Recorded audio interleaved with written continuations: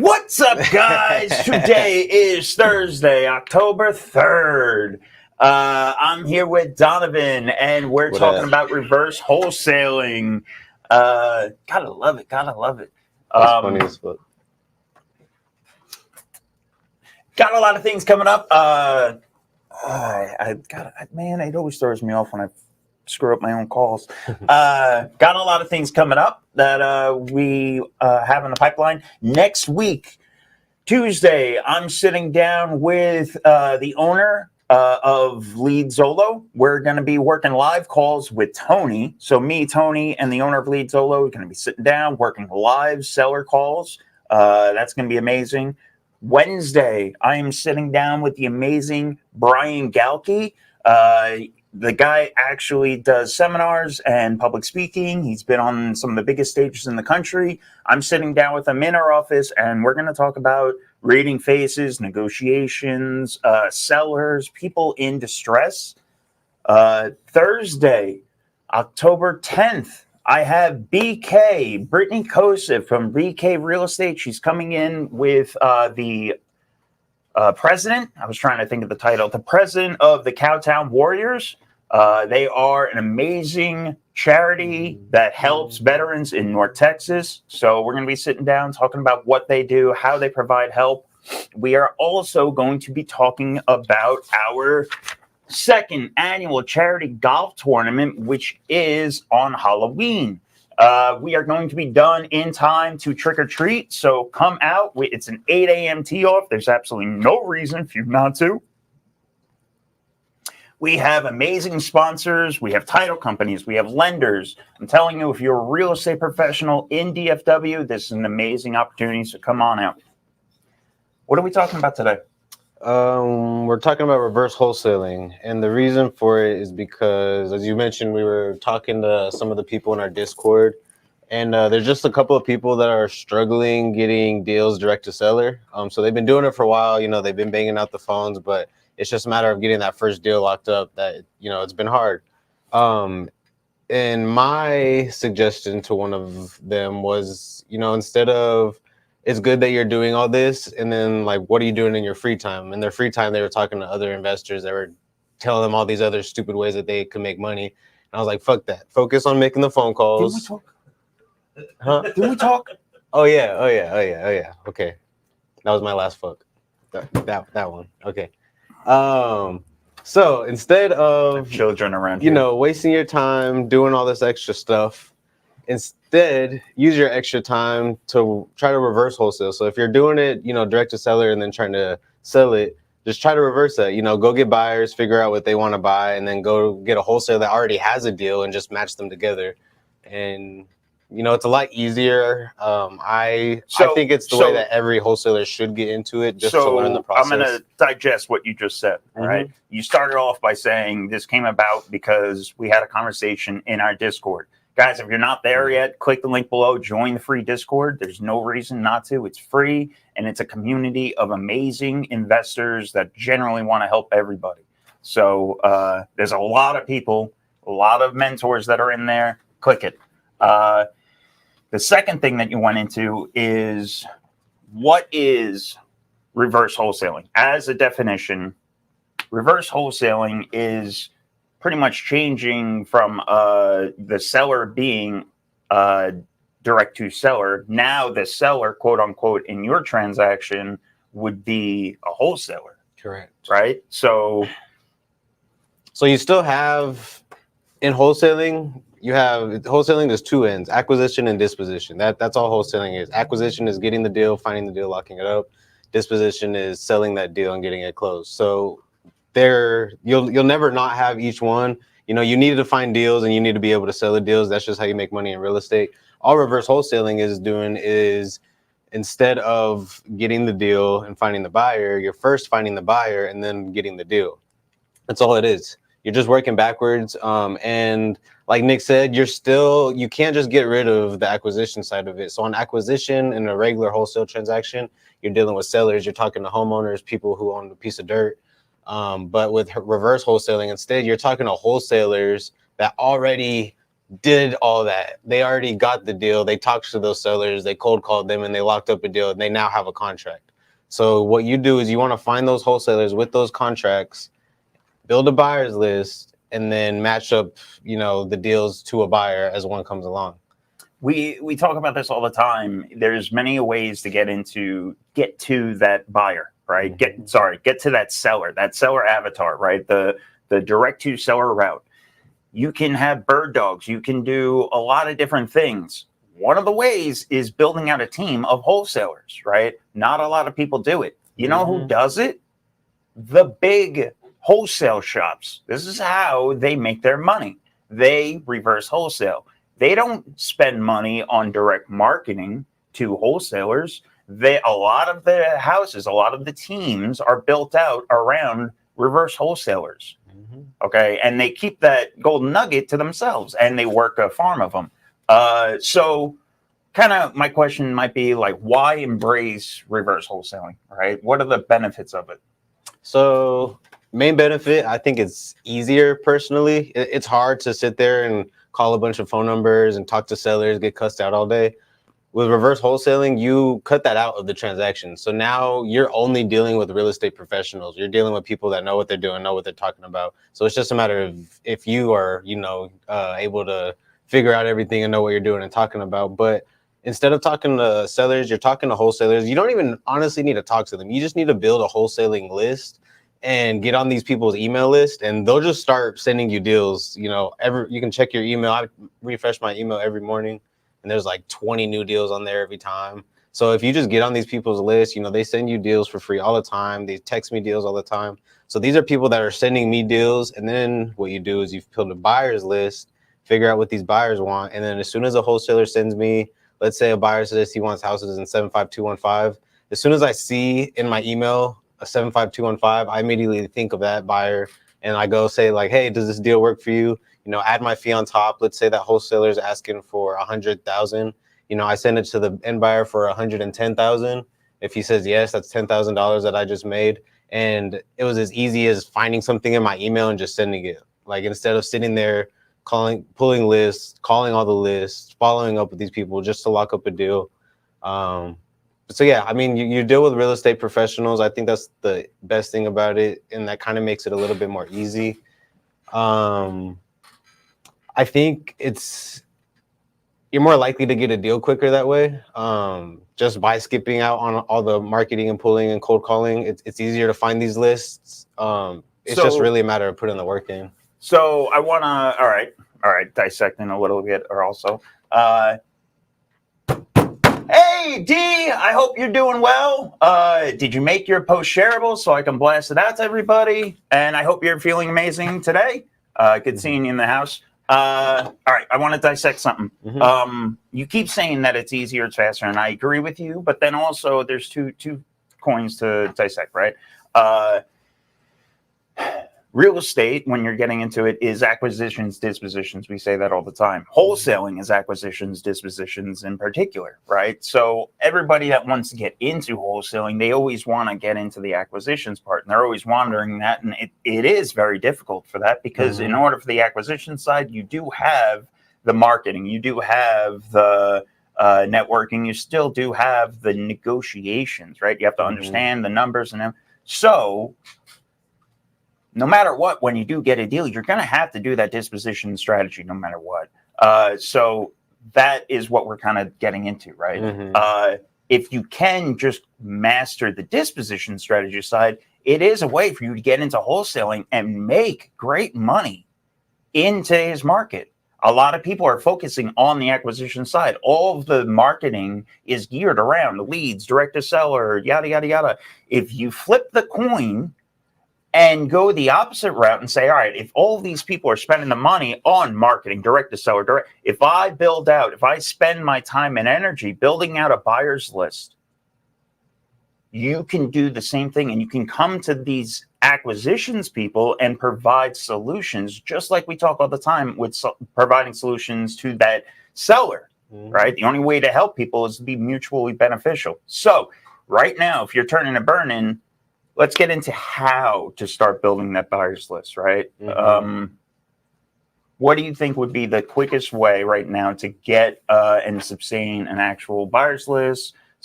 Find people, quality people that are actually buyers. Are there any tools that people can use? Yeah. First, I want to just talk really quick, say like one thing that you mentioned, I think is a con to this is when you do all that hard work talking direct to sellers, you do make bigger assignment fees that way. So that is a con of this. Yes, it's easier, it's faster. However, the profit is a lot smaller because you're only able to add a couple thousand on. These wholesalers are already sending out 80%, 82% deals. So there's not a lot of margin for you to add 20, 30K on top. So direct to seller, you do get higher fees. So this is a way to wholesale, but you got to understand your wholesale fees are going to be 10,000, maybe less. Not saying it can't be more, it definitely can be, but most of yours are. Whereas when we're talking direct to seller, we're locking up these direct to seller. Our average deal is around 50K because we get so much deeper and we're able to get it under contract at that low number. So at the end of the day, the wholesaler with the contract first is always going to eat more because they have the contract. And if you like to avoid pissing people off, I don't want you to go out there and try to undercut people. Like, hey, I can definitely get this locked up if I can get it at 300, not 315, because if you're gonna end up daisy chaining it, which you are in a sense, you can't guarantee that, you're gonna fail out. You're gonna piss off that seller and you're gonna burn a relationship. Okay, so avoid that. Don't do that. Yeah, it's funny. Right? We have it all the time. We have personal chats all the time with people that try to do it to us or people that we know. Like, no, don't do that. F off. Like, I know what my team's worth and what my team can provide. I'm not going to undercut myself. Now, if you bring me a buyer, and that's a different story, right? If you give me, hey, listen, I have this guy. He's definitely wants this property. Is there any room for me to get involved? If not, no problem. Let me get on the next one. Sacrifice one deal to build a relationship goes a long way too, right? If you can get a deal done, get it done. Because if you have that possibility, I'm just saying, I'm not saying go out there and try, but you're never going to get rich off of one deal. So in real estate, when we're talking about networking, when we're talking about building lasting relationships, this is what I'm talking about. You have to sometimes haircut yourself to get it back on later, all right? And you'll do that eventually. Somewhere down the line, it'll pay off. So, all right, back to it. So we're basically I'm gonna look at this as like new wholesaler trying to get into the game, trying to reverse wholesale. What's step one? How to get their first deal. Yeah. Right. So step one is building your buyers list. So actually, first step one on either side is understanding everything, understanding the lingo, understanding how to run comms, understanding how to be a professional, how to talk, because all this involves talking to other real estate professionals and they're going to smell the bullshit as soon as it starts. So step one is just understanding everything. I'm going to expect you to know what we're talking about today, okay? And if you don't, ask questions, please. Everything that we always talk about, if we talk for the next 2 hours, this is a Q&A throughout, so ask questions. If we say anything, what the hell is an ARV? Drop it. There's no ridicule here, right? Yeah. So, all right, now you're going to start on your buyers list. The way you start on your buyers list is network. So network on social media, network in person, go to networking events, go where these buyers are. All the disposition process is marketing. It's about finding people, figuring out where they are and how you can get yourself in front. What are your favorite tools for finding networking events? So networking events that I usually find, honestly, right now it's word of mouth. It's seeing things on Facebook. So I'm in a lot of Facebook groups. That's honestly my number one way of finding buyers is Facebook and Facebook groups. So even you'll do Facebook events is what I'm asking, or so they'll post it in the events. Anytime someone does an event, they'll post in the Facebook group. And then once you start going to these events, meeting people, adding them on social media, you start seeing reposts of them or people are posting them on their stories. So now I feel like I've networked enough to where I know at least the big events that are happening just by looking at people's stories and stuff. I'm gonna hit you in the head because you're starting this out without that knowledge. So Eventbrite is another great tool, right? So there's an app. Go download it, whatever your local, wherever you are, Austin, San Antonio, out in Galveston, anywhere. I guarantee you, there's a local there's a local real estate meetup. Okay, go find it and go out and find the locals. Start collecting business cards. Okay, the next day after you meet them and you collect their business card, the next business day, text them and say, "Hey, this is D from last night. I met you in the Oklahoma real estate meetup. It was great introducing you. I would love to work in the future." Mm-hmm. Sorry, I'm tripping over my tongue. I have a lot of buyers, so if you have any deals, let me know. And it's that simple, guys. Yes, just talk to people. Just be a person. Just be a person. Networking? Networking, like I said, Facebook groups. So if you go into Facebook groups, people post their deals in there all day long. And guess who is commenting under those deals? Buyers. They're dropping their emails, they're dropping their phone numbers. They're saying, send me this deal. Not only that, but you can make posts in Facebook groups just saying like, hey, you know, this is D, I'm getting into wholesaling, trying to build my buyers list. Drop your email below. And I guarantee you could probably look up posts from me right now of doing that. And there's like 30 emails just under the comments. So it's really easy to build the buyers list. I would say an email list. The difficult part is getting a hold of these people and actually getting their buying criteria, which is the whole point of building a buyers list. You want to build your buyer criteria. You want to ask where do they buy? What do they buy? Like, what are you looking to do? Are you a builder? Are you a flipper? Do you do rentals? And then like the zip codes, counties, cities, whatever. Where are the pockets that you like to buy? Keep that information somewhere on an Excel spreadsheet. Your phone, you know, whenever you add a phone number, if you have an iPhone, there's you can put notes under each contact. Just put in the notes like, oh, Dallas, Fort Worth, single home family buyer, wants anything 1950s and above. And any single time you go to your phone, to your contacts, you just type search and you put Dallas. Anyone with Dallas in their note is going to pop up. So right there, you have a bunch of people. So what are the main, if you can give like the main 5 or 10 or whatever you want to call them, but what are the main filters that you want to, or tags, if you, whatever you were just adding, right? County. Honestly, just 2, where and what. So if I have a house in Dallas, I'm going to send the house to anyone in Dallas. Each person, you know, get as much detailed information as possible. If someone only wants brick houses, you put that in the notes. So you type up Dallas, I look at this and I say, oh, they only want brick houses. This is a frame. I skip over that person and go to the next one. So it's all about. Is it not beneficial to? So I know I don't know what you're about to say, but is it still not beneficial to send them that deal if it still fits every other parameter? Yeah, personally, or like is that on the second? Is that on the second round, right? Like, yeah, what I do, I look up where and what, and I send it to them. So all those people, I'm getting a little bit more like breaking everything down, but all that I do is I look up a city and what I have, and if Dallas and house pops up, I'm sending it to you. Gotcha. 9 times out of 10, honestly, 10 times out of 10, no one's going to respond, but it's just about that one person responding saying, you know, I want this, or I like it, or can I go walk it? And so it's the message, and it's also the frequency too. So like, how many times are you blasting that out? How many times are you following up with them, right? So if they did, I know a lot of times people don't respond to email blasts on the first go around, but you put them on drip campaigns for a reason, right? So same thing with your business. So what does that kind of feel like, or what is your pattern to that? So I mean, getting in the follow-up game is important, especially on the disposition side. For my email blasts, you know, I do those probably once, maybe twice a week, so until it sells. So they're getting those constantly. And then, you know, each blast is something like 5K price drop, 10K price drop, something to get their attention.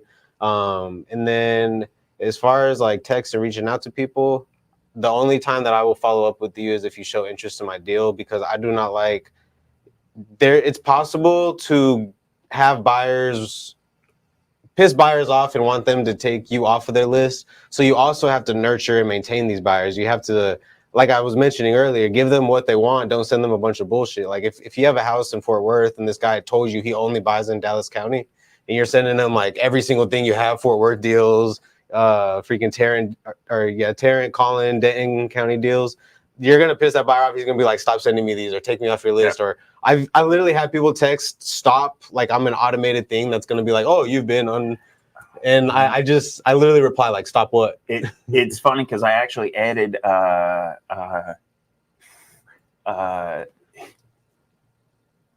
I actually added when you call me, because my phone number is everywhere. It's on websites and everything. So when you call me, I automatically, I have to filter my calls now. I turned one of the automatic text responses to stop.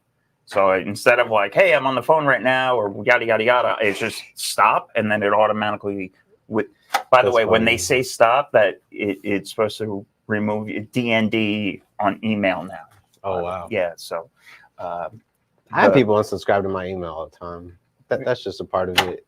Yeah, you know, you lose buyers. It's about just building the biggest buyers list you can, and then also having those VIP buyers, having those key buyers that you can make one phone call and get a deal sold to, or at least get a good offer. That way, you know what you can lock it up for. But yeah, so going back to buyers lists, social media, I guess in general, we're talking a lot about Facebook, which is very good.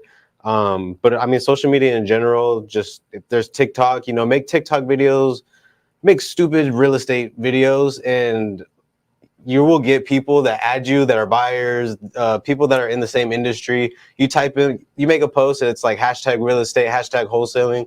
Guess what? A bunch of people in real estate and wholesaling are going to get that. They're going to like it. They're going to comment. They're going to follow you.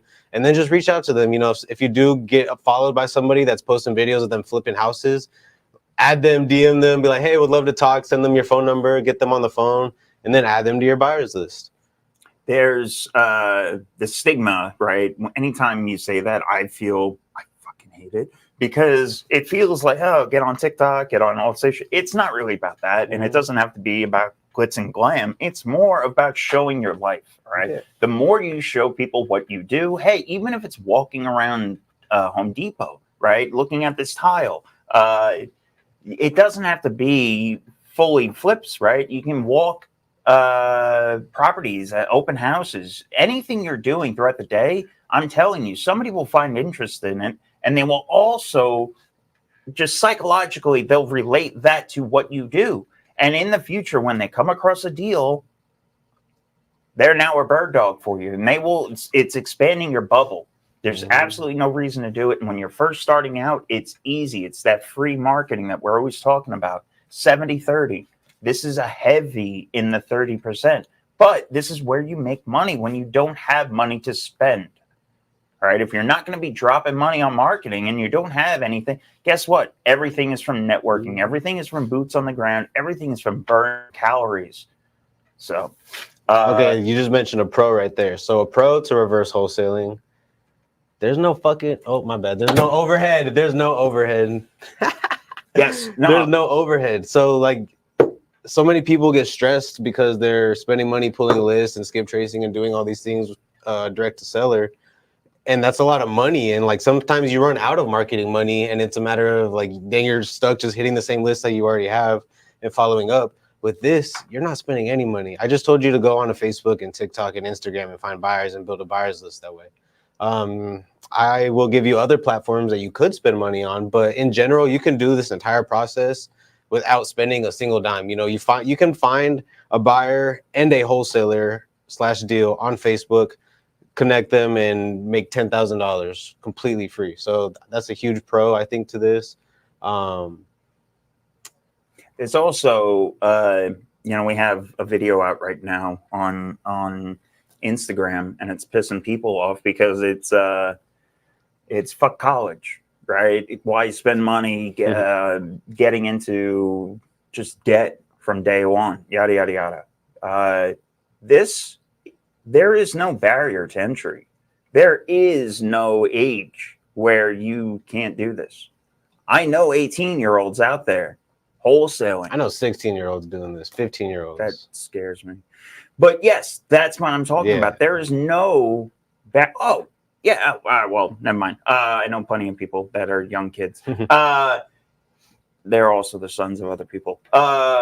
It's usually how it goes. Listen, there's no barrier for this. This is an amazing opportunity to get started in an industry that you can make a profession out of. That's what I'm happy about. And that's why I'm always trying to share this. So if anybody has questions, anything we haven't talked about, drop them in the comments. Let us know. Smash that bell. We're doing this every day, so make sure you get notifications. So that was really, I think, the only free ways. So going to free networking events and talking to people, connecting with people on social media, especially Facebook. Those are the free ways, in my opinion. There's one more, and it's just going out there and building a list from tax data, right? From actual counties, right? You can go search into counties and pull up buyers, entities in a sense. Buy your house fast, and I promise you'll find 6 properties in DFW that they own, let's just say. Go out to them and reach out to them. Put them on your buyers list. Obviously, they buy, and you'll figure out your own avatar. Obviously, they buy 322s or 321s in 75217. I'll give you some game real quick. So if you go to whatever county you're in, just type in the county appraisal district, look it up. If you go to the property map, they usually have some kind of map on there. You can click around, the area, just click on houses, and any house that's owned by an LLC is 9 times out of 10 going to be a buyer. So it's a company that owns a property. They're usually real estate investors, whether it's a fix and flip or rentals. Even if you go on Zillow, just look at what's active in the area. If the house looks like it was just flipped, type in whatever county appraisal district, type in that address. You'll find the owner of it. If it's an LLC, you can skip trace that LLC on a free website called Open Corporates. You can find the registered agent under that and skip trace that person on a free website called Fast People Search, and then reach out to them, and boom, that's a buyer right there. So those are all some websites and platforms that you can do everything for free. Now I think we've got all the free stuff out the way. But I mean, that's it. You think I'm going to add more to it too? Oh my God. When you're out driving for dollars, if you're out there driving for dollars, and guess what? You just saw a property that was just flipped. Go write down the address. Go and find out who the buyer or seller was. All of this information is publicly out there. Okay? Find it, write it down, and start adding it to your list. We talk all the time. Build your list. Build your data. This is a key point to it. And if you're not doing it, the only reason is because you're lazy. And if you're lazy, you're not hungry. I'm sorry. Except for you, D. You're not lazy. I like you. Thank you. I'm sorry. I hope you're feeling better. Dealing with buyers. So let's. We're still. I don't want to get off buyers yet, right? Because we still have to go and talk to wholesalers. Well, I was going to say a couple other things that you can pay money for are websites such as InvestorLift, PropStream, Propelio. Do you want to pull? Is anybody want us to pull up anything? By the way, drop it in the comments. We can easily pull any of this up and actually show you what we're talking about. So these are websites and platforms that you can pay. It's a subscription for, and you can find buyers on there. You type in an address, and it literally just pulls up any LLC or cash buyer that purchase a property near yours. So you get lists that way. On PropStream, you used to be able to pull lists of those, and then you can go skip trace that list. But like I said, that's when you really are getting into it. You're really trying to spend money on marketing. Maybe you're doing several deals a month and you have money to put back into the business. But at that point, you're literally wholesaling, getting with the marketing, spending money on dollars, marketing, cold calling. So you're just doing it the reverse. But there's a lot of ways to do it and make an entire business out of it. I mean, that's why all the big guys do it. That's why New Western, they have an entire company. They're the biggest wholesaling company there is. And this is what they do. They find buyers and they talk to wholesalers and they just match them. And there's a reason that they're in several different states and, one of the biggest wholesaling companies doing this. And they're not doing direct. I mean, they might do some direct to seller deals, but I mean, for the most part, their entire business is built around reverse wholesaling. D's asking, which resource or what platform do you use the most for finding? Facebook. Yeah, I knew you were going to say that's my number one thing. Besides Facebook. If we're talking paid platforms, I would say InvestorLift. I think because there's PropStream, Propelio, REI Pro, there's so many websites, InvestorLift. I think what I noticed is, we used to spend money on all these websites. So I used to use every single one to call buyers. Guess what? All websites, they just all have the same data. So yes, we're paying for subscription to all these websites, but I realized that, the same exact LLC that's popping up on these 2 websites are also popping up on these 3 over here. So I think it's smart to just, get one, focus on one. And then just try to find the one with the best data. In my opinion, it's been InvestorLift. There's been times where InvestorLift has all the addresses that these 3 websites had plus a couple more. So I'm like, all right, at that point, you know, let's just use InvestorLift. That way I'm not wasting my time doing a bunch of like 5 things at once and it all ends up being the same thing. And you can do whatever source you have, right? Even if you have Deal Machine, you have PropStream, like we said, all of these, you can build lists. And we're always focusing it on the seller. Every time we're talking about real estate and every time we're talking about wholesaler, I'm always focusing our talks on the seller avatar. But if you take that same platform, if you take Deal Machine and you put in the filters, how many properties owned? I want more than 3 properties owned, right? Are they an entity? Yes. Right? Maybe yes, no, that's up to you, but you can leave that blank for right now. When was the last time property was purchased? I want it in the last 6 months, right? And then add that in and you'll populate, right? The same thing. Pull up your list, scan it by the buyers now, right? How many on the owner's side? Instead of looking at the properties, I'm actually going to take that list and focus it on the owners, right? And then how many times do their names come up? The more times their names come up, the higher I'm highlighting them, and they're a bigger tier buyer, right? All of the same tools you can use that we're always talking about looking on the seller side. So, and it's the same. It's the exact same. You're still cold calling. You're still having conversations, but guess what? You're having conversations with professional real estate investors instead of pissed off sellers that are in stressful situations. So the conversations are a lot easier. The conversations are, you'll probably still get cussed out now and then, just from some guy that thinks he's big because he does 3 flips a month. Well, a lot of times you're competing in a sense against other cold callers that are calling that individual to maybe buy one of their properties, or that's something I get or lend to. I get nonstop cold calling for lending, right? Listen, just work past it. Let them right away.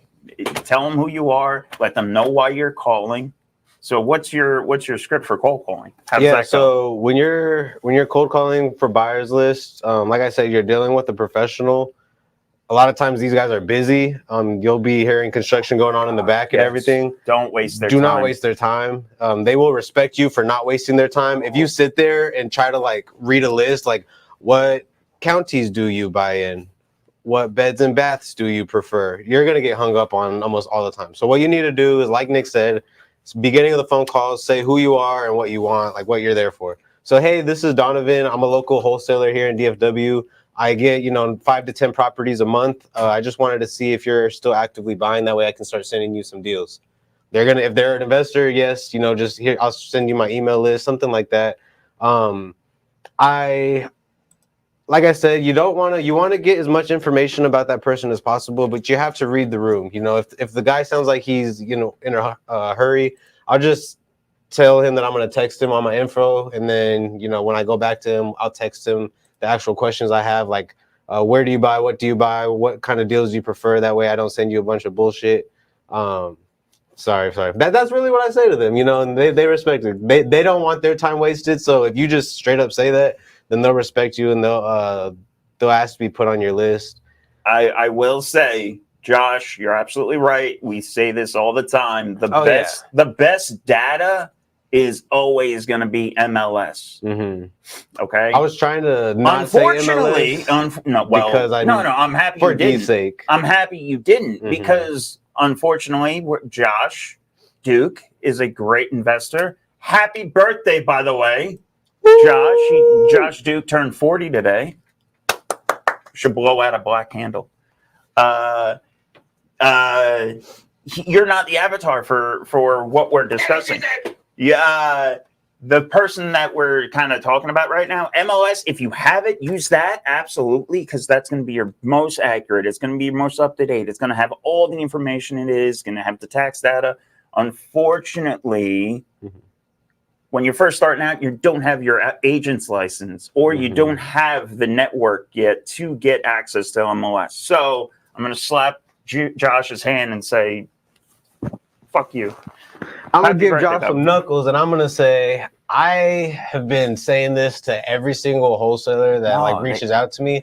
I'm sorry, but you do not need the MLS to do this. You do not at all.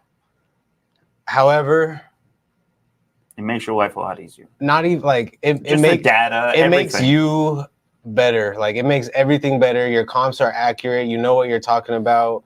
You get actual real life data. So the MLS over InvestorLift, the data on MLS is the data you want because that's what all these platforms are trying to get. So they're trying to get everything that's selling on market.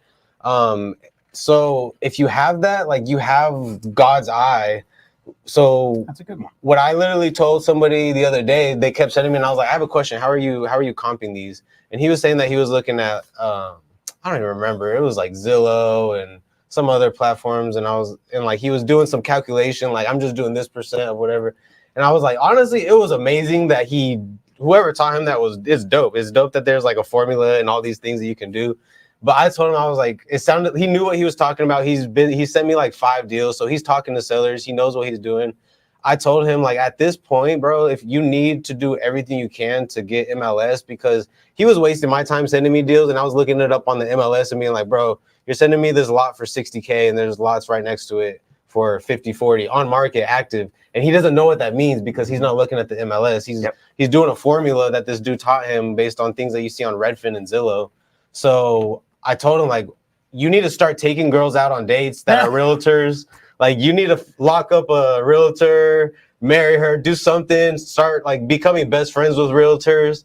If you have to offer them incentives like money every single month, pay their realtor fees just for that MLS login, it'll make everything so much better. I've never heard a man say, if you need to get MLS, just get a baby mama. If you need to get a baby mama just to get the Bro, I swear MLS I said it, and he responded to me like, that's funny. I just took one out for barbecue the other day. I was like, bro, nurture that relationship. You need to freaking stick with it, because if you get that MLS login, like, that just boosts your game. You're gonna stop sending me these deals because you're gonna start locking them up and selling them. You're not gonna need to come to someone like me to help you run the numbers on everything. So, and not only that, but to answer Dee's question, I use MLS a lot more than I use InvestorLift, because 9 times out of 10, it's the same exact companies that I'm calling on MLS that I'm calling on InvestorLift. So what I do is I go on the MLS, I look up anything that is sold within the past 180 days, and I look for cash sales in my area. Those cash sales are buyers. You can look up under the tax who the buyer's name was. Same thing, skip trace it. So the MLS, I think, is what I use the most. You do not need it, but it will make everything so much better and easier for you. And you'll have more of a company because your numbers are truthful. It's literally just a matter of figuring out what the numbers are and locking it up based on that. But if you don't have the platform and knowledge to do that and run those numbers and get the deal, you're never going to succeed. And the same filters that you were using earlier, you can use in MLS, right? You go to keywords, you drop a keyword search. You can do the same thing on the acquisition side, right? So MLS is the S tier.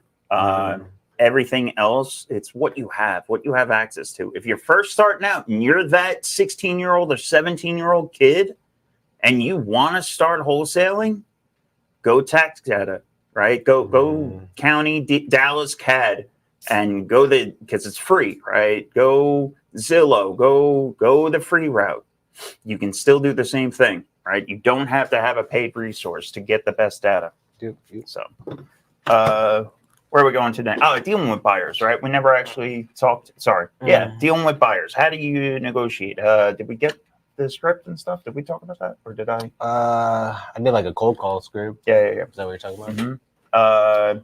I mean, other than that, dealing with buyers, like I said, is really just a matter of respecting them and their time, only sending them the deals that they're actually interested in. When it comes to actually like negotiating and everything with them, I mean, real estate's all about sales. So you be a salesman. At the same time, don't waste their time. A lot of wholesalers, I think, try to be too much of a salesman and try to do too much negotiating. And like I said, that pisses a lot of buyers off too, especially when you start making buyers get into bidding wars. When you start doing, oh, I have like a higher offer, and then they send a higher offer. Oh, I have a higher offer. don't waste the buyer's time. Don't make them send you multiple offers. Just seeing how much you can get them up. Straight up, I've sent my buyers a screenshot of the offers that I have like on my CRM, and I'm like, these are my offers. Let me know if you can beat it or not. And I think they respect that a lot more than just trying to negotiate and be that salesy guy. The sales part, I think, is more on the acquisition side. When you're talking to sellers, you got to be good at negotiating, locking the deal up. When you're talking with buyers, like I said, it's a numbers game. You're talking with a professional. You can only negotiate someone up so much, but at the end of the day, the numbers are the numbers. So most negotiating are just arguing about what the numbers are, because everyone's opinion is going to be different on what ARV is or what repair costs are going to be. So on the dispo side, like all negotiating is arguing over those numbers. But at the end of the day, the numbers are always going to be there. So like I don't waste too much time on the sales and salesy pitches on the dispo side. So I want to, before we get into the real gold of today's talk, which is everybody always has to build the buyer's list no matter what, right? Disposition.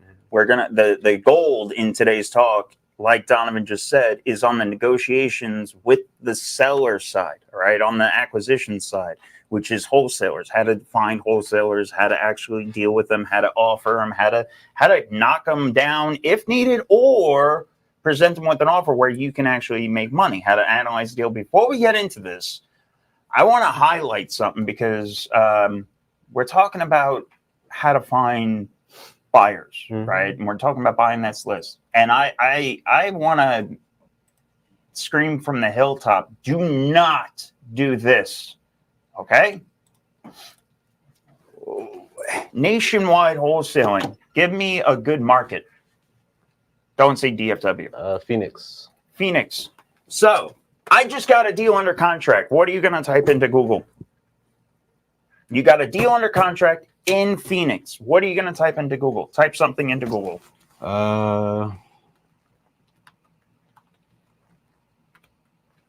You can type that. You can type something to do with sell my deal fast, Arizona, right? Somebody out there is going to do that. Okay? Some child out there, some agent, God fucking agents,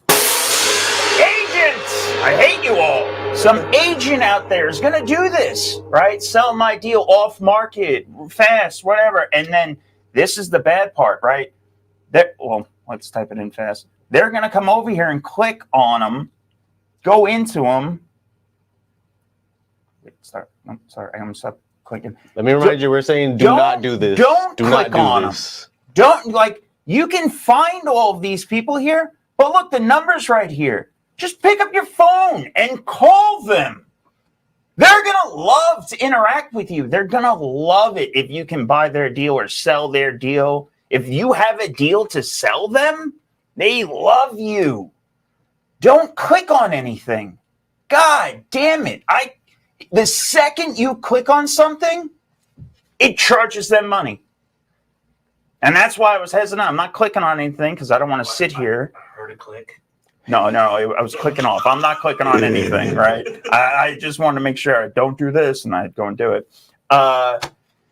Listen, guys, everybody out there is doing PPC marketing. Somebody, even if you're not in real estate, somebody out there is selling pagers. We found that out last month. Somebody still sells pagers in the world, okay? Somebody out there is doing some form of marketing. And if you're new to this business and you have a deal under contract, the first thing to piss people off is to spend their marketing to bring them your shitty deal. Don't do it, please. Okay? That person would absolutely love to work with you. Just call them. I'm going to dumb that down a little if anyone is like brand new and doesn't know what that means.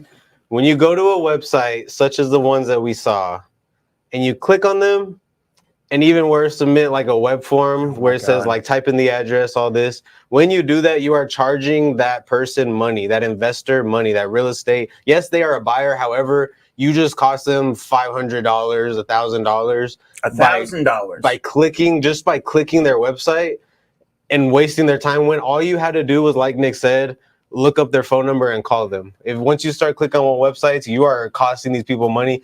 And even if you do get a hold of them, they are not going to want to work with you because that phone call just cost them $1,000. Oh my God, Tommy, get me the text message photo from Tony's interaction last week with the. I feel bad. I know PPC. They is do it expensive. to us and Tony. If Right. anyone doesn't know Tony, he's not the person you want to piss off, especially over the phone. And he always calls the wholesaler up. And I mean, rightfully puts them in the place because they don't know if they're doing it. That means they don't know. And that's But why that means they're just clicking on all these websites. Costing. I'm not gonna lie, I've done it.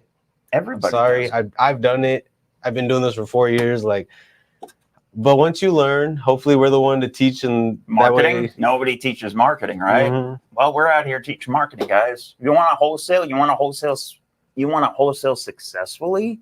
Okay, build relationships. How not to do it is by pissing off people, by making them spend marketing to talk to you when you want to talk to them, right? Like, don't do that. Just bring them the deal. Go door knock them. It's the same thing. Don't be lazy.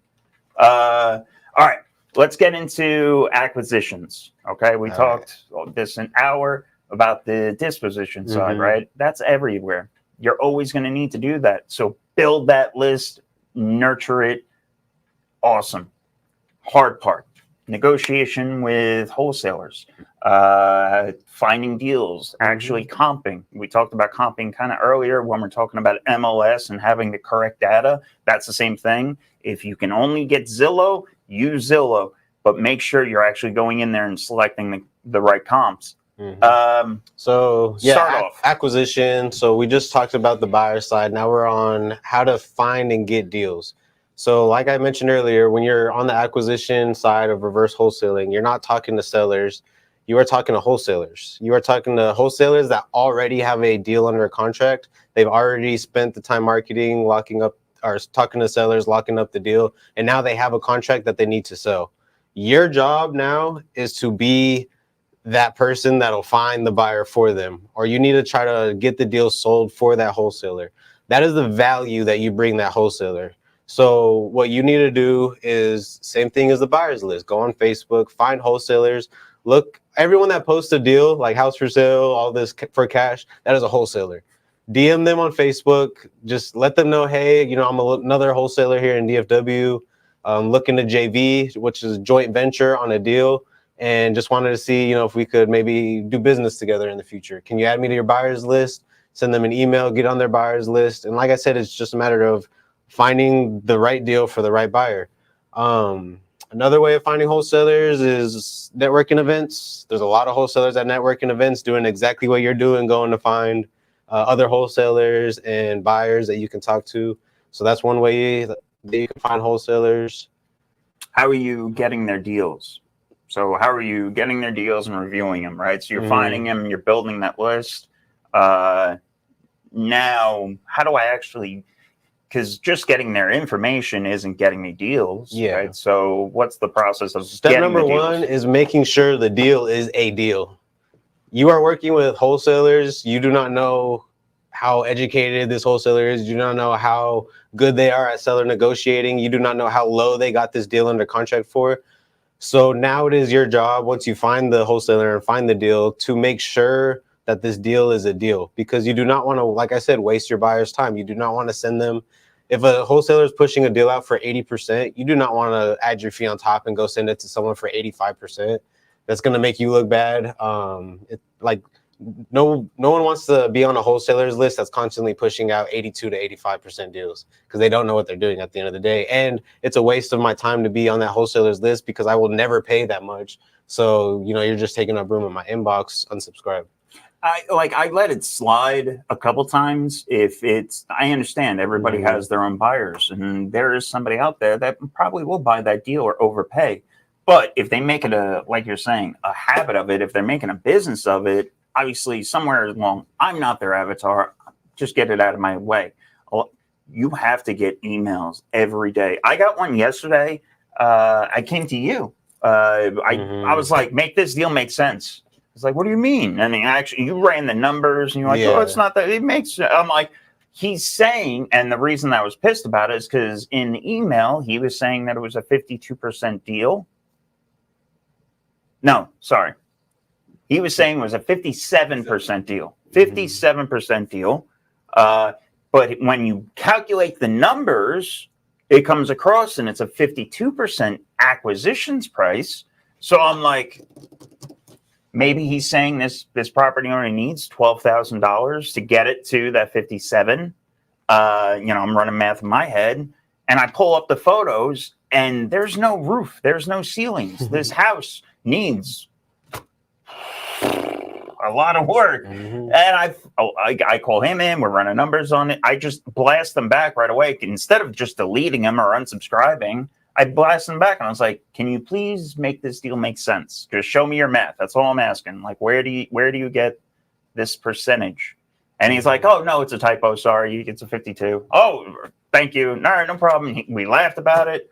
I'll see him, man, probably next Thursday when we have the open office or something. But we're on to it the next day. But that right there's a deal I wouldn't want to try to reverse wholesale. Like that's not a deal. There's no room for him to make money, let alone me make money. So at that point, that's where it comes down to knowing how to run your numbers and knowing what a deal is, because I don't want to waste my buyer's time or my time or this wholesaler's time, because guess what? That wholesaler has a seller that they need to perform for. So by doing that, if you're just sending out bullshit deals, you're not only wasting your time, you're wasting the buyer's time, the wholesaler's time, the title company's time, and the seller's time. That's 5 people whose month you could possibly end deal like you can mess up because you don't know how to run numbers properly and you're wasting everyone's time. So I just don't. MLS, I mean, it's the best way to run comps and everything. So that's another thing, that having MLS access, I can tell which wholesalers do not have MLS access because they're pulling comps from. Yeah, they're pulling comps from these random websites, or their numbers just don't add up to what's on the thing. So that is an example of a wholesaler I also don't want to try to reverse wholesaler. Also, if they're only using things that were sold and things that aren't listed, right? Like, how is this going to be 300 when something right next door right now is listed for 280 or something, right? And it's still on the market. Its days on market are climbing. So also, all right, let me get, we're talking about numbers, running comms, negotiations, right? That's kind of what we're talking about.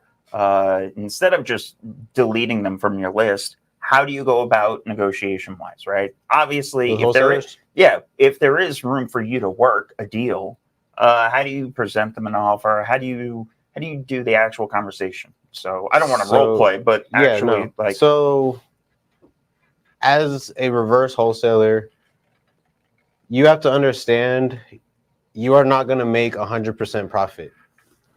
That is why direct to seller wholesaling is higher profits, because you can make 100%. You get the contract and you sell it and you can make 100% of the profit.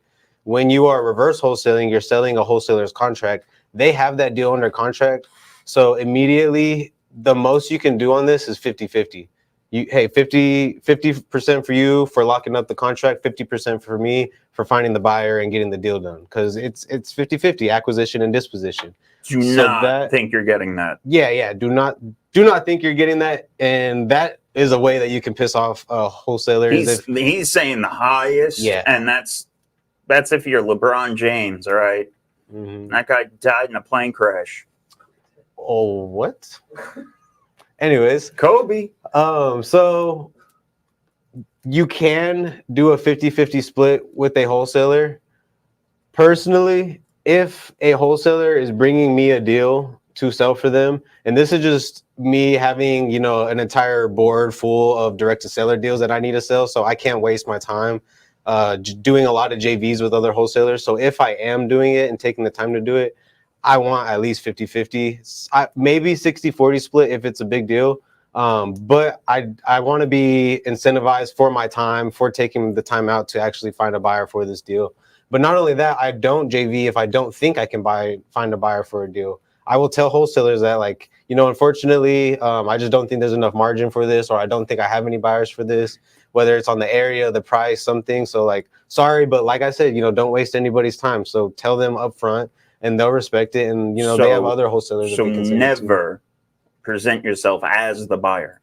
No, right? never. People get into this game and they do that all the time. Mm-hmm. When that's why it's different from just daisy chaining, right? Mm-hmm. Being upfront and honest with the wholesaler, what you're doing, what you're providing, what resources you're doing, how are you going to get paid, right? How are you going to earn your money?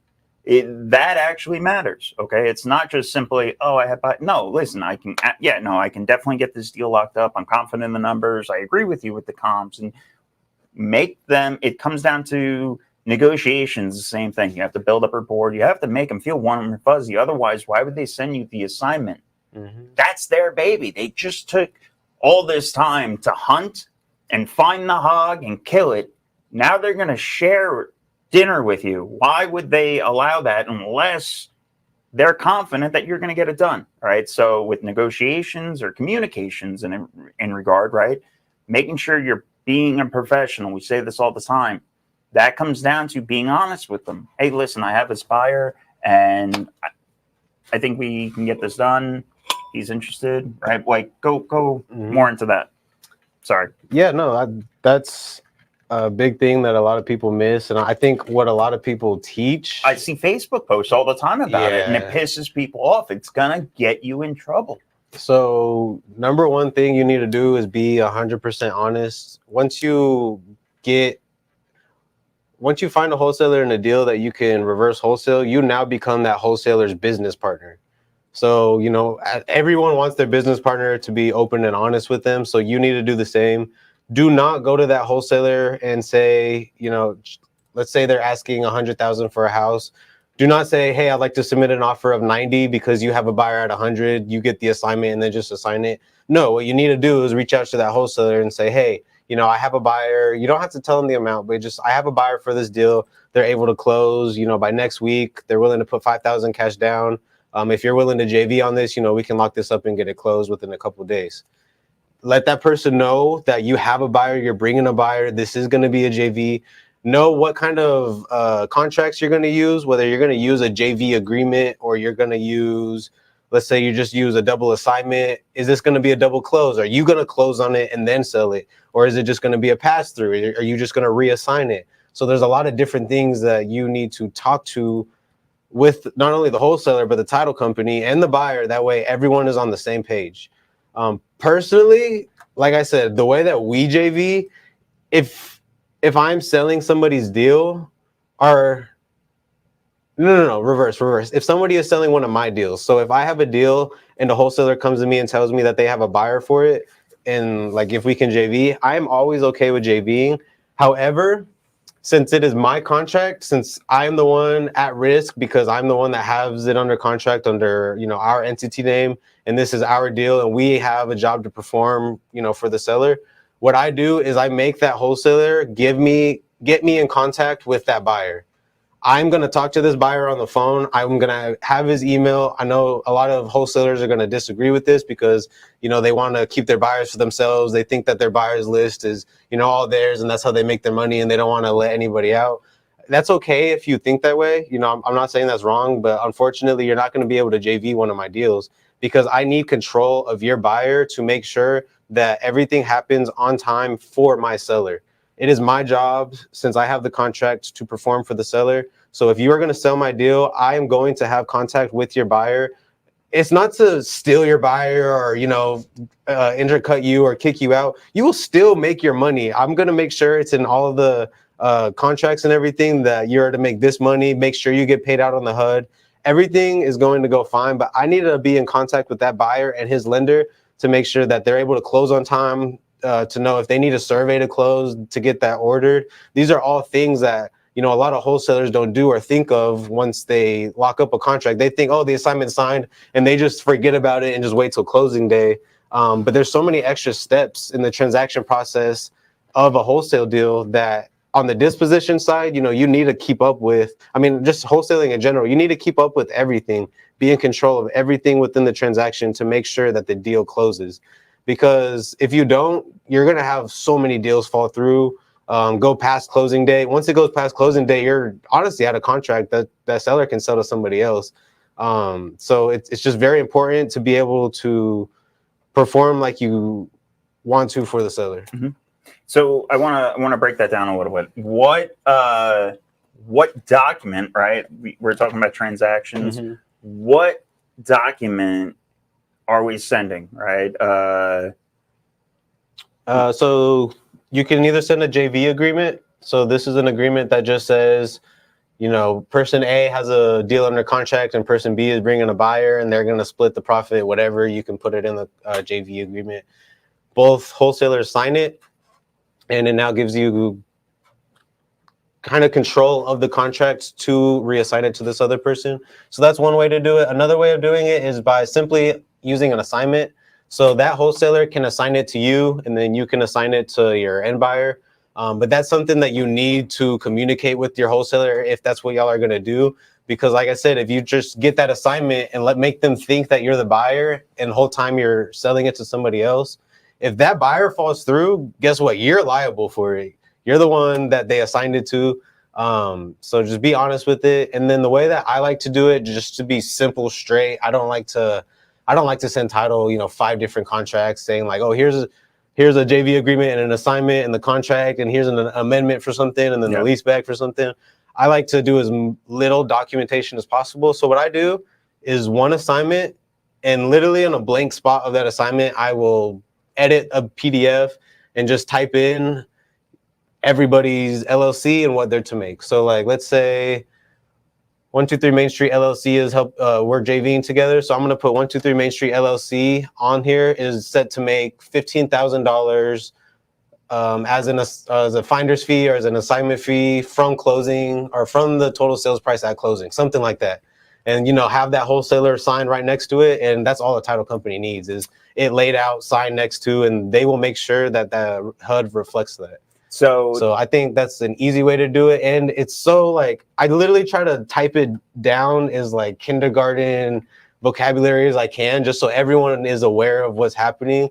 And that just comes back to the communication. Like whenever people ask, I tell them straight up, like, you will see, I will tell you, I will text you what will be in there. If you want me to add anything, let me know. I have people all the time, buyers want something added in the assignment.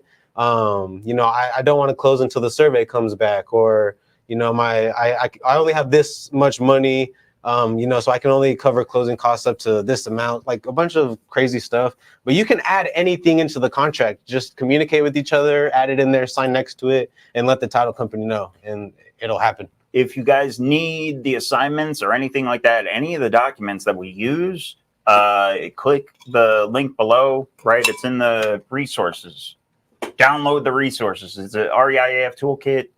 Our assignment is in there. Trek in the assignment is what we use for everything. Trek on the acquisition side. If there's obviously an assignment that you're doing, use an assignment. I don't like doing the JV agreements or anything like that. Just go the assignment route. Yeah. There was something you said that was great that I thought we had another divergent that I wanted to get on, but I'm blanking out now. I'm just going to say, we mentioned about the 50-50. Don't expect that. That's the most you can get.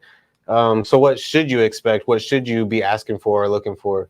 If you're starting out coming into this, especially reaching out to wholesalers who don't know who you are, and you're literally just trying to build a list and try to make as many friends and connections as possible, what you need to do is add your fee on top of theirs. Do not ask for a split, like he was saying, for their hog that they just hunt and killed. They do not know who you are. You have not proven yourself to be any value to them until you actually close a deal with, or make friends with, see multiple times, and get close with the wholesaler. They're not going to trust you enough to mess with their company, their business, their money. So what you need to do is add your fee on top. If they're selling a property for $100,000, go sell it, or make sure you are able to sell it for 105 or 110. So you have to bake in your own spread, right? It's up to you to make your own money. So, and then once you sell, let's say 3 or 4 of that wholesaler's deals, okay, maybe we can start talking about, hey man, let's just make this a continuous thing. Just keep sending me your deals. And let's just say every deal from now on, we can split it 60-40 or 70-30, give them the bigger piece and just see if you can work your way in. And guess what? If you can do that and add your fee on top, that's just more money for honestly both of y'all to make. Let's say y'all agree on 50-50, they're asking 100K and you just sold it for 150. Y'all both just made more money than either of you would have, by yourself. So there's a lot of ways to add value to other wholesalers. If you're just starting out and reaching out to these people, you need to bring value to them. You're asking for their deals, you're asking for a piece of their pie. So you need to bring value to them. The way you do that is by adding your fee on top. Bring them a buyer for their deal and say, hey, you don't have to pay me anything. I already added my fee. Like I'm just here to do what I do and connect the dots. If you can do that, I guarantee you that wholesaler will send you every single deal that they have to see if you can sell it for them. What advice do you have for anybody starting in 2024 Q4? You picked a really shitty time to start, but now's the best time. So look at everything we talked about today. Put yourself out there as much as you can on When did you on start? Facebook. What year? Was it COVID? 2019. So just before COVID. I think it was just after. So 2020. Okay. Yeah. So Maybe like right after. But if you said, like, if I asked you that question, if I sat down and I had this conversation with you right at the beginning of COVID, you would have had the same answer to me, right? I guarantee you've been like, oh, fucking paint just fell off the wall, right? Everybody, lenders throughout the country were closing, people weren't funding rehab draws, and you would have said, it's probably the worst time to get into real estate. But guess what? It turned into being the best time to get into real estate. Everything ran away. Okay. We have absolutely no idea what's going to happen in Q1. Okay. Everything in Q4 right now is kind of set in stone already because we're here. So Q1 is around the corner. Get into real estate. Reverse wholesaling is an amazing way to get your foot in the door, to start real estate, to start dispositioning, actually making money. Everybody wants to get into real estate and they focus on the acquisition side and they suck at talking to sellers. How are you with talking to sellers? Would you be able to walk a property that has dog shit everywhere? I don't let him go. This kid is too pretty. He doesn't go anywhere that is filthy. But Mason, on the other hand, I'll go show properties. But if I'm showing a property to a buyer and it looks like that, I'm standing outside, be like, hey, brother, you can do what you need to do. Go ahead. My point is, guys, everybody is built for something different, okay? When you're getting into real estate, the barrier to entry, everybody tries to make it the acquisition side. How do I find that golden nugget? Yes, that is where you make the money.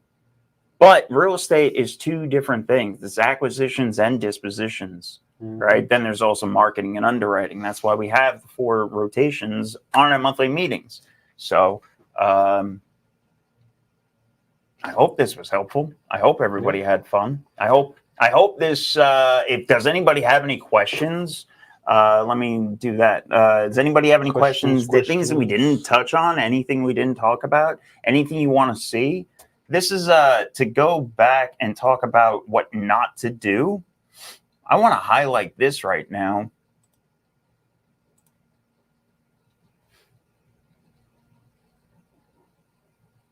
Is it going to share?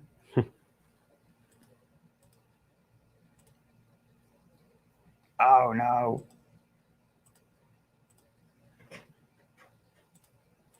What's it say? Do you think wholesaling investing will become more difficult if a certain person gets elected? No. No matter what happens, I think it's already set in stone. Okay, the market's going to adjust accordingly. Okay, the world's not going to end, and even if it does, you need a place to live. So my point being is, I try to stay as centered down the line as I can when I'm talking about on my lives and stuff like that, right? Anybody that knows me in person knows what I post. With that being said, I'm not doom and gloom no matter who wins or loses. I think the market's going to do great if one person wins, even if the market crashes. Were there people that made money in 08, 09? There's investing that still happened. Days on market went to 360 days. I did a whole call on this yesterday, talking back all the way back to 08, 09. Damn, really? Yeah. I was only 8. Real estate still had to move on. Okay. So when you're analyzing deals, when you're looking at properties right now, if you're doing a flip, you have to make sure that that property can weather 180 days on market. I know we're probably only at 50 right now or whatever the number is. But don't count that. Double it, and double it again. Okay. If you want to be a successful investor or wholesaler, that comes down to running numbers properly. The people that are failing don't understand numbers. They built their business off of too thin of margins, right? It's going to happen. I don't think it's going to be harder or easier. So it's not. I don't think they're going to come down and make a crack on it and all that jazz. There's too much real estate investing going on in this country. Like even the politicians themselves have dirt. So I was trying to share this photo. Is there anything you want to talk about? Closing remarks? So I mean, I think we focused on the newbie investor, the person trying to get into this and trying to reverse wholesale for the first time. I just explained to you how you can make, $5,000 to $15,000 with no overhead, no money. So the entire goal of this is to do this several times, stack up your bread, and then you can start investing into marketing and getting direct to seller, because like I said earlier, that's how you get bigger profits. So do reverse wholesaling. Yes, you can build a company off of it. You can make a lot of money doing it. But at the end of the day, when the markets do crash, when things do go under, when certain people are elected or certain regulations are done, the people that get out are the small fish. So those are the guys that are still trying to do everything on the free platforms. They don't know how to run comps. Like he said, they don't know how to push numbers out. Those people that are able to survive and swim when things are good, those are the ones that are going to start to go away. So you have to try your best to. It's okay to start as a little fish, but you got to learn quick. You got to learn quick. Stack your bread up, become that bigger fish that starts doing his own marketing or her own marketing, getting your own deals, and not only building a wholesaling company, but building an investment company, educating yourself on other ways to disposition. Wholesaling is just one of, probably more than 30 different ways, exit strategies in real estate. So learn those other ways. Learn how to start fixing and flipping houses yourself, building properties yourself, investing in multifamily. Wholesaling, especially reverse wholesaling, is the very bottom barrier entry to such a big place that you can make so much money in. So just don't get stuck in those quick 5, 10K things. Like at the end of the day, there's a bigger picture to all this. And if you want to be successful in real estate for a long time and get through those recessions and elections and all that other stuff, you need to build your business and your knowledge. So that's my advice to anyone. Read this for me, because, or how are you at reading? Okay. So can everybody read this out there, by the way? This is what I mean when I slammed that goddamn gong. It's for this person. Okay, so backstory, someone went to our PPC website, which we do marketing on. We got a lead coming in. So this is Tony. Tony called him, didn't answer, so now he's texting So him. A wholesaler clicked on our website and entered in information on a property. That's not good because it costs us money. So Tony texts him and says, "Hello, my name is Tony. You just submitted your info on our site about selling your Dallas house. I'd love to talk. Is there a good time to call and see if I can help?" The person replies, "I'm a wholesaler. Do you work with wholesalers?" Tony said, "Yes. But you need a..." That period after yes weighed 3,000 pounds. Yeah, I can feel the tension. All right. It wasn't just yes, Tony's face comma. Yeah, like the fact that he hit fucking period was, oh, Jesus, he's ready to throw his phone. Okay, so Tony says, "But you need to learn how to find people like me without going through Google and blowing our PPC money. But I'd be happy to look at the house regardless." They said, "I have a property under contract that needs to close on the 7th. That's this coming Friday. And need a cash buyer quick. And yes, I need to learn how. PPC is expensive." Tony said, "No fucking shit." Bro, PPC is expensive. That's what's stopping this person from being successful in real estate. because they don't have the money to spend on it. No, what's stopping them being successful is that they're making dumb choices. You know what Tony did with this person? He sent them our free Discord link. And if you're not in Discord, you're missing out, okay? So click the link below, join Discord, hop in it, ask questions, talk to real estate professionals. Not this Thursday. Next Thursday? Next Thursday, 2 weeks. What is the 19th? What's this week? What's this 17th? The third Thursday of this month. 2 Thursdays from today. 2 Thursdays from today, in our office, our Halloween party is going to be focusing on dispositions. That's the topic of discussion. Great time in DFW, in our office. Open up the doors. Click on the Eventbrite link.